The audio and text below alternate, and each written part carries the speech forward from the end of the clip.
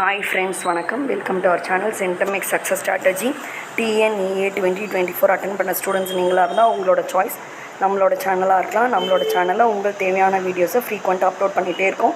அந்த வரிசையில் இன்றைக்கி பார்க்க போகிற முக்கியமான வீடியோ என்ன அப்படின்னு பார்த்தீங்கன்னா, CBSE 12th and 10th results ரெண்டுமே இப்போ டிக்ளேர் ஆகிடுச்சு. 12th ரிசல்ட்ஸ் ஓவராலாக பார்க்கும்போது ஸ்டூடெண்ட்ஸ் எக்ஸ்பெக்ட் பண்ணதோட நல்ல ரிசல்ட் தான் வந்திருக்கு.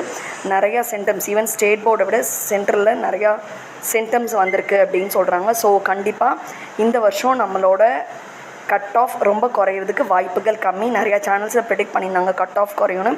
இப்போ சிபிஎஸ்சி ஸ்டூடெண்ட்ஸ் ஈக்குவல் காம்படிஷனாக வர்றதுனால நமக்கு கட் ஆஃப் ரொம்ப குறையிறதுக்கு வாய்ப்பு கிடையாது. ஸோ நீங்கள் சாய்ஸ் ஃபில்லிங் பண்ணும்போது ரொம்ப கிளியராக as many choices as you can நீங்கள் கொடுங்க.